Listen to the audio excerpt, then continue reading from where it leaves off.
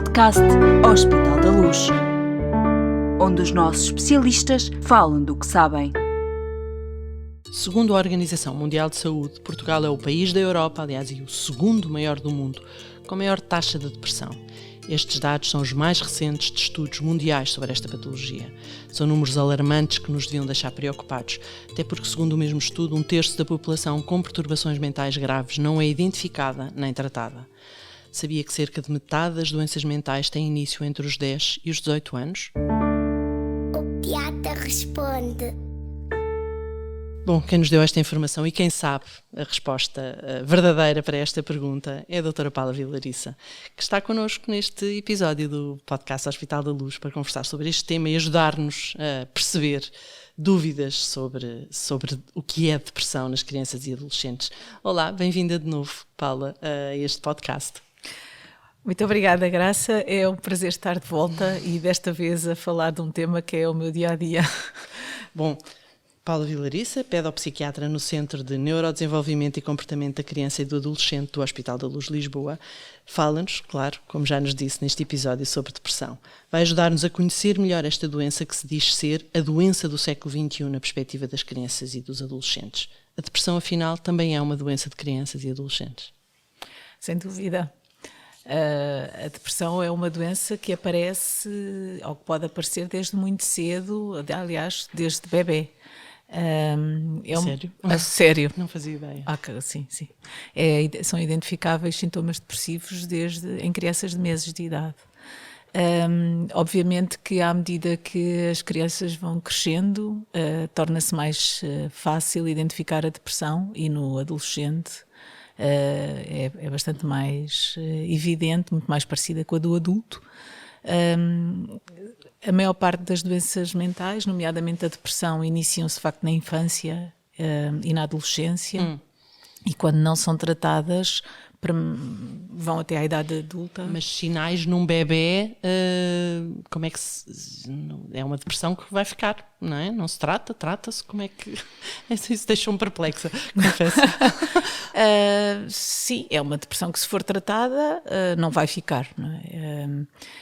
Não é fácil identificar a depressão no bebê, mas é possível. Normalmente tem a ver com situações de privação e de carência marcada e os sintomas, obviamente, os bebés não falam, não é? São físicos, são muito comportamentais, têm a ver com a desvitalização, com a apatia, com a perda de energia, a perda de vitalidade e com uma dificuldade do desenvolvimento, um atraso, uma lentificação no desenvolvimento, que depois é reversível com o tratamento da depressão. Na verdade, isso acabam por ser sinais, ou não, ou estou errada, de depressão noutras fases também, claro, noutras idades. Tal e qual. É assim? Exatamente. A que é que é preciso estar atento como pai, como cuidador, como educador?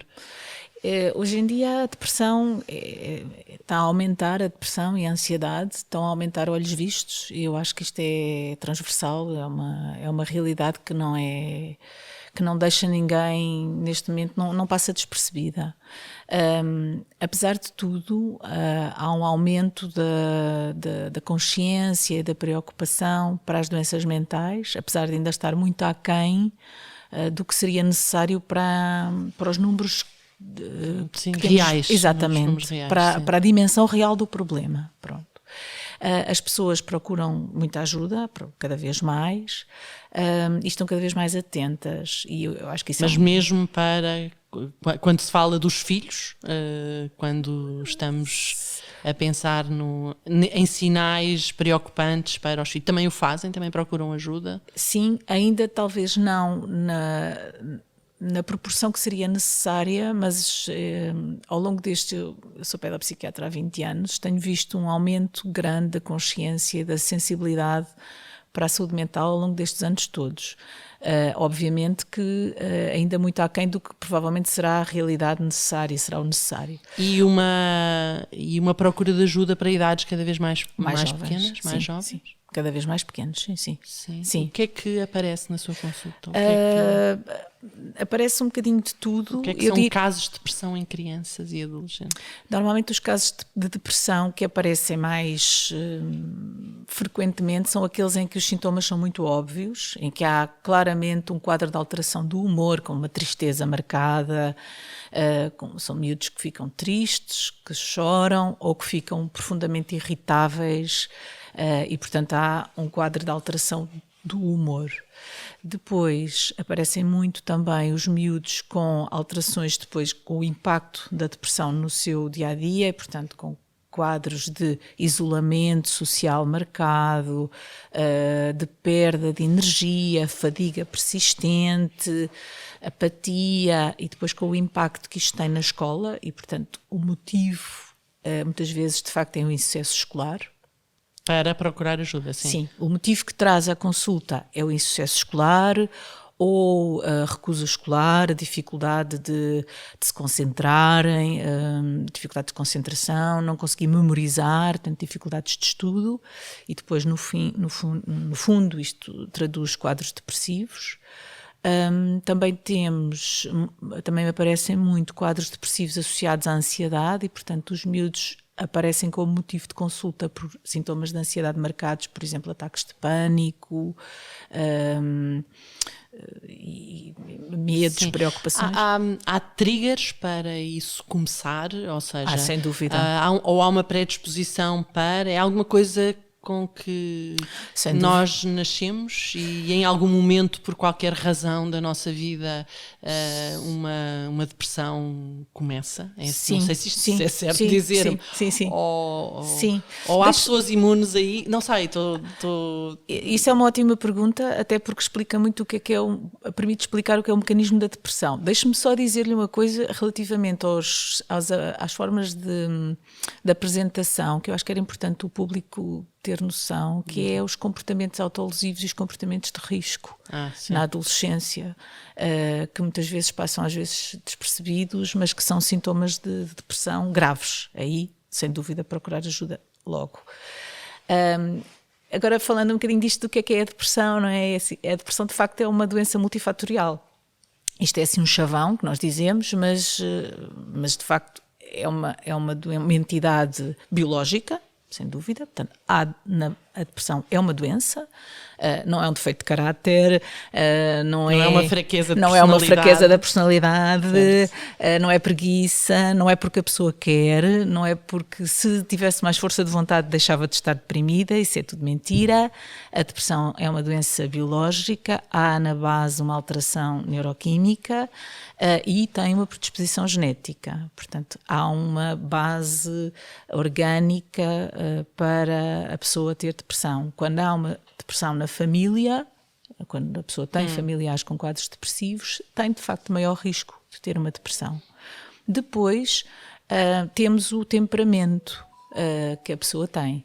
Portanto, há crianças que têm mais sensibilidade, pensamento mais rígido, tendência a ter maior dificuldade em resolver problemas, inibição, introversão, portanto todos estes traços que já são traços de temperamento predispõem a que quando, e aí entramos com o terceiro fator, que são os fatores do ambiente, quando aparecem fatores adversos de vida, portanto os fatores ambientais, a pessoa tenha menos mecanismos de adaptação, mecanismos de coping. Sim. E portanto torna-se menos resiliente, lá estamos nós a usar a palavra, exato, a palavra-chave, e então aí face a estes desafios que podem ser, sei lá, lutos, perdas, o divórcio dos pais, bullying na escola, o falecimento de familiares, lá está o luto, dificuldades socioeconómicas da família e, portanto, os pais estarem preocupados, doenças orgânicas na própria criança, doenças físicas, certo, ou nos familiares, portanto, mudanças, perda de grupo de amigos, ou até outros fatores de stress, por exemplo, dificuldades escolares por outros motivos quaisquer, a pandemia Covid, a guerra da Ucrânia, portanto, todos estes fatores podem depois serem gatilhos, serem fatores que desencadeiam, num contexto de vulnerabilidade, um quadro depressivo. Certo. Sabendo que enfim, há comportamentos típicos das nossas crianças, dos nossos adolescentes, enfim, nos adolescentes arriscar, pisar o risco, enfrentar as regras, desafiar o poder dos pais, enfim, a autoridade dos pais, dos professores, os consumos, os comportamentos de risco. Estou a falar dos adolescentes. Claro. Sabendo isso, sabendo nós que há uma certa normatividade nesses comportamentos, já não digo normal porque já sei que não posso, como é que nós como pais depois percebemos que se passou ali a linha vermelha e afinal isto é um problema? Os adolescentes são sempre o maior desafio, não é? Porque os adolescentes têm eles próprios mudanças de humor, têm eles próprios impulsividade e irritabilidade por vezes, os tais comportamentos de risco que são experimentais. O que distingue uma depressão numa criança ou num adolescente do que pode ser um contexto de desenvolvimento normativo e de experiências normais, ou até da conflitualidade normal do desenvolvimento, é a intensidade e o impacto. Ou seja, quando os comportamentos ou a forma... E os pais percebem isso? Eu acho que sim. Só não percebem se tiverem muita dificuldade de perceber ou... e podem precisar de ajuda para perceber. Sim, sem dúvida. Mas eu acho que os pais que conhecem os seus filhos percebem quando há uma mudança no funcionamento de base, de estrutura. Portanto, quando uma criança perde o interesse pelas coisas que gostava, abandona as atividades que gostava,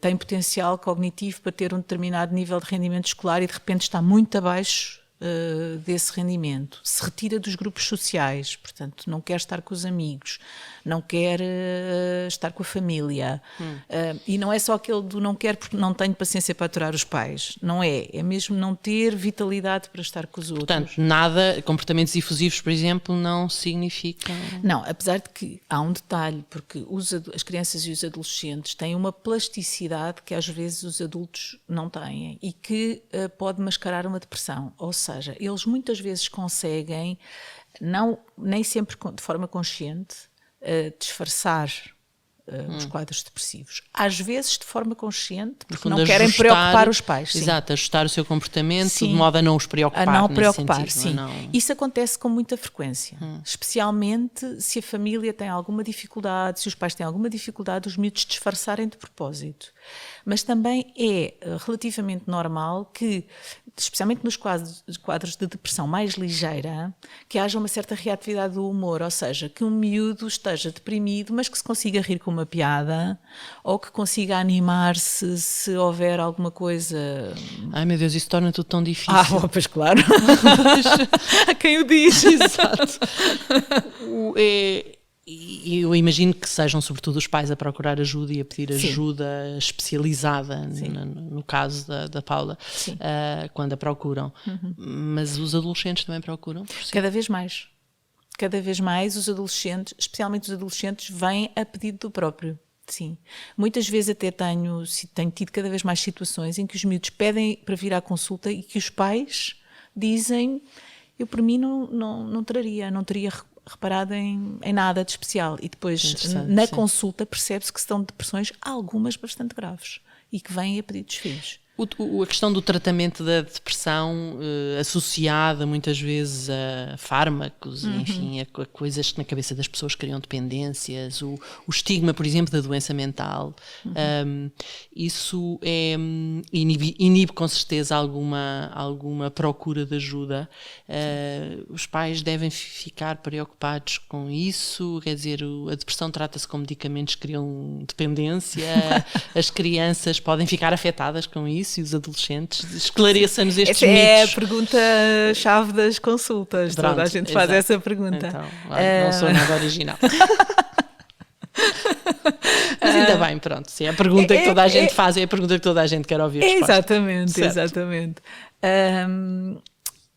Há guidelines que nos orientam para o tratamento das doenças. A depressão é uma doença e, portanto, tem guidelines assim como todas as outras doenças, como a asma, como a diabetes, Pronto. E, portanto, nós temos uma orientação relativamente a como tratar. De facto, o tratamento pode passar pelos fármacos, pode passar pelos remédios. Mesmo em crianças? Claro, mesmo em E crianças, exatamente. E há remédios com aprovação pediátrica, mas o que as guidelines internacionais indicam é que o tratamento de primeira linha deve ser psicoterapêutico. Ok. E, portanto, as crianças e os adolescentes devem começar por fazer uma intervenção de psicoterapia. Enfim, não está claramente identificado qual a orientação da psicoterapia, mas devem fazer algumas sessões de psicoterapia, não diria a desafio, não, mas que permitam mobilizar os recursos e que permitam trabalhar a parte emocional das crianças, dos adolescentes e algum tipo de intervenção familiar. E só depois, se de facto não se verificar uma melhoria, então aí é que devem entrar o tratamento farmacológico. O tratamento farmacológico está estudado, está aprovado, tem alguns riscos, obviamente, tem alguns efeitos secundários, obviamente, deve ser sempre vigiado pelo médico. E claro que o risco da dependência pode-se pôr em determinadas classes farmacológicas, não na classe dos antidepressivos, mas são tratamentos que têm que ser introduzidos com cautela, com monitorização, claro, com vigilância. Já percebi que essa é uma dúvida. Essa é frequentíssima. Frequente. Sim, Que outro sim. tipo de perguntas é que lhe fazem sobre isso? E eu faria, por exemplo, se estivesse na sua consulta, o meu filho, esta depressão do meu filho ou da minha filha cura? Essa é outra. É outra, pronto, lá está. Vai ficar para sempre, vai ficar sempre assim, pode evoluir para outras coisas, sim. A depressão tem cura, é uma doença tratável, é uma doença curável, não é uma gripe que se trata em 5 dias ou uma semana, nem sequer é um Covid que se pode tratar em 2 ou 3 semanas, é uma doença de tratamento prolongado. O tratamento, especialmente o tratamento psicoterapêutico e farmacológico, pode ser de anos. Pronto, e portanto as pessoas têm que estar preparadas para um tratamento que requer uma adesão e um comprometimento grande, mas tem cura, sim. E quando é curada, isto significa que a pessoa fica protegida de novos episódios de depressão ao longo da sua vida. Ou seja, aprendeu alguma coisa com o seu corpo e a sua cabeça, Sim, enfim, sim, que são sim, um sim, só. Sim, sim. Aprenderam Sem dúvida. alguma coisa sobre Sim. como prevenir a Sim, depressão? sim. É isso? Como lidar com a depressão, Como lidar. como evitar os episódios depressivos e como reconhecer os primeiros sinais de um episódio depressivo e conseguir travá-lo a tempo, impedir que ele se desenvolva. Normalmente a depressão aparece por episódios ao longo da vida das pessoas, lá está, muito associada a situações adversas, não é? Fatores de stress que surgem.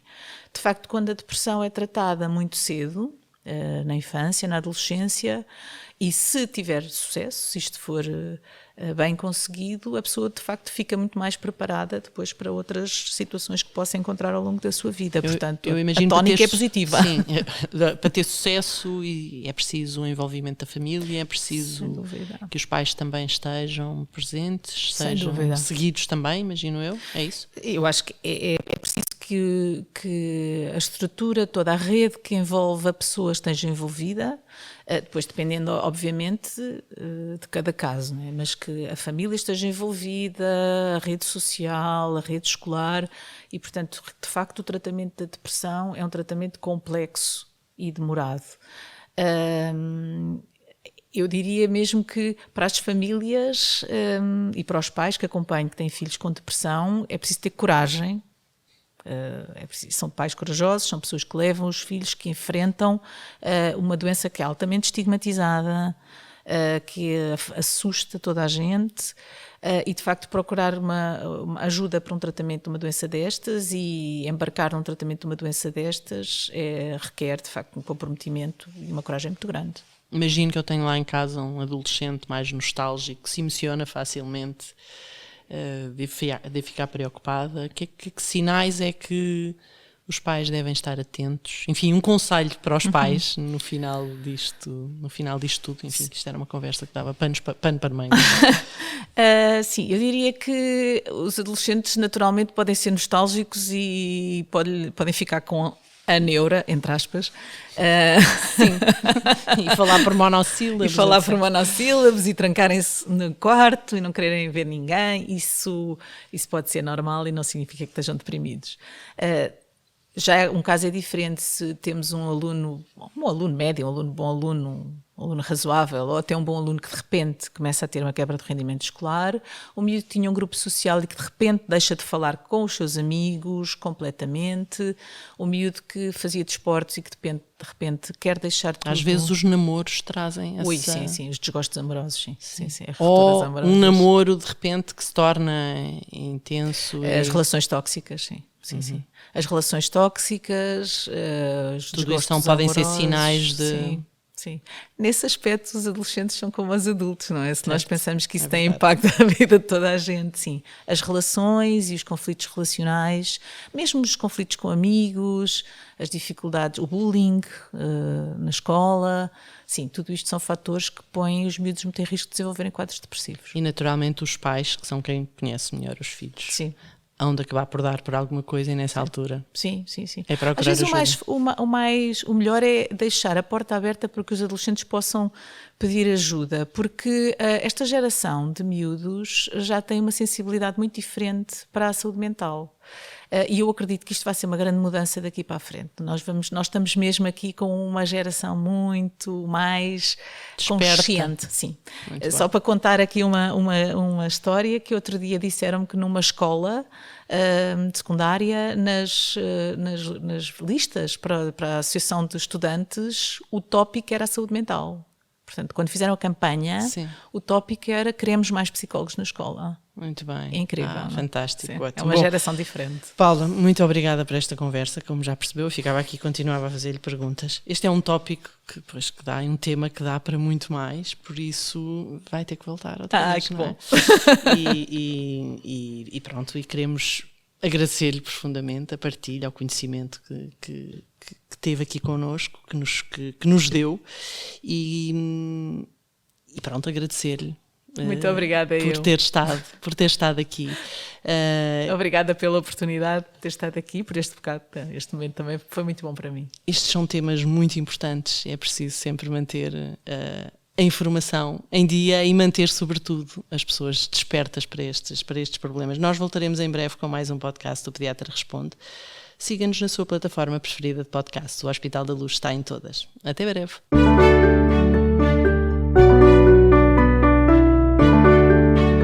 Podcast Hospital da Luz, onde os nossos especialistas falam do que sabem.